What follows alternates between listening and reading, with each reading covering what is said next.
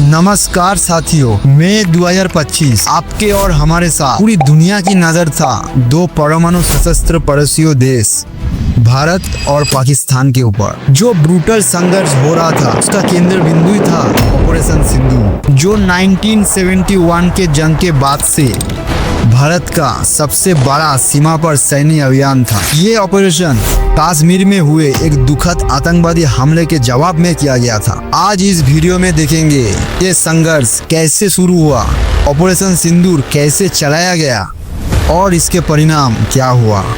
22 अप्रैल 2025 कश्मीर की पहलगाम बाइसरन वैली में, जहां टूरिस्ट अपने काम से दूर अपने फैमिली के साथ छुट्टी मना रही थी, तभी अचानक सुनाई देता है गोलियों की आवाज। उस आवाज के बाद शुरू होता है भागदौड़। 5 टेररिस्ट इंडियन आर्मी की ड्रेस पहन के आता है और मासूम टूरिस्ट के ऊपर हमला कर देता है AK-47S एंड M4 कार्बाइन जैसे गन से। इस हमले में 26 टूरिस्ट मारे गए, जिनमें से 25 भारतीय थे और एक नेपाल से आए हुए नेपाली थे। पर इस हमला पहले हुए हमले से अलग थी, क्योंकि इस बार टेररिस्ट के निशाने पे थी सिर्फ हिंदूस। पाकिस्तान की राष्ट्रीय द्वारा घोषित इस्लामी आतंकवादी LET लश्कर तैयबा प्रारंभ में इस हमले की जिम्मेदारी ली थी। TRF द रेसिस्टेंस फ्रंट ने एक बयान जारी करके कहा कि ये हमला कश्मीर के विशेष दर्जे वापस लेने के विरोध में किया गया था। भारत ने सीधी तौर पर पाकिस्तान को दोषी ठहराता है और सीमा पर आतंकवादी समर्थन के सबूतों का खुलासा करता है। दूसरी ओर से पाकिस्तान आरोपों का इनकार करता है।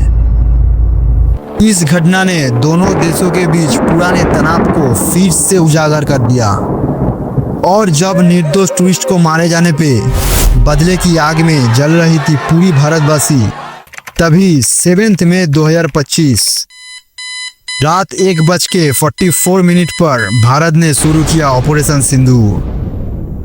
Wing commander Bhumika Singh and colonel Sofiya Qureshi के नेतृत्व में भारतीय वायुसेना और नौसेना ने संयुक्त रूप से पाकिस्तान और POK में 9 आतंकवादी ठिकानों पर हमला किया। लक्ष्यों में शामिल थी पाकिस्तान की पंजाब प्रांत में मुर्दिके, बहावलपुर, शखरगढ़ एंड सियालकोट।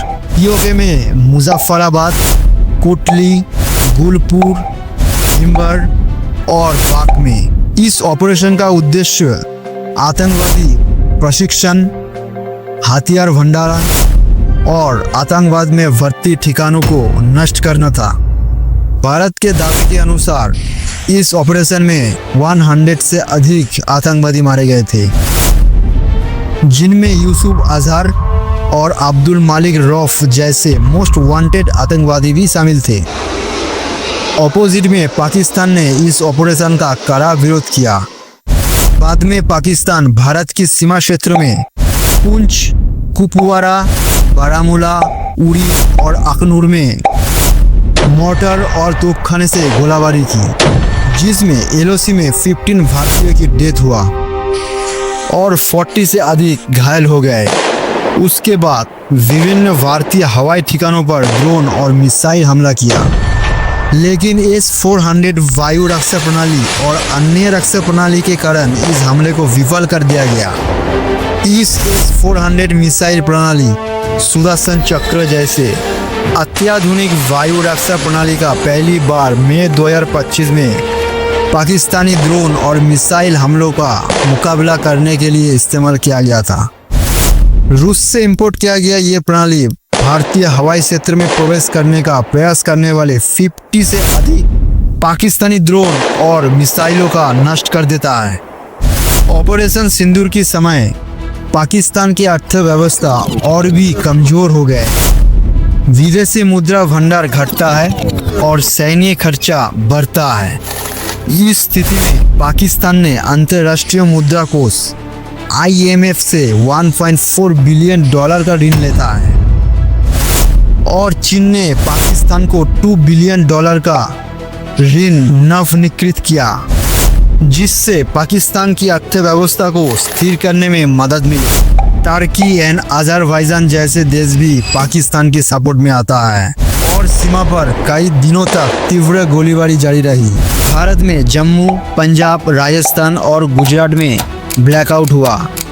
दोनों पक्षों ने अपनी विमान हानि और सैन्य हताहतों की सूचना दी, जिससे स्थिति और भी जटिल हो गई। स्थिति नियंत्रण से बाहर हो जाने पर अंतर्राष्ट्रीय समुदाय ने चिंता व्यक्त की। उसके बाद 10 मई 2025 को युद्ध विराम की घोषणा की गई, जो अमेरिका के राष्ट्रपति ट्रंप के संयुक्त भूमिका के कारण संभव हुआ। लेकिन छोटी मोटी लड़ाई फिर भी जारी रहता है। सीमावर्ती क्षेत्रों में आम लोग आज भी इस शांति को भय के दृष्टि में देखता है, जो कश्मीर समस्या की गहरे और वास्तविकता को सामने लाता है।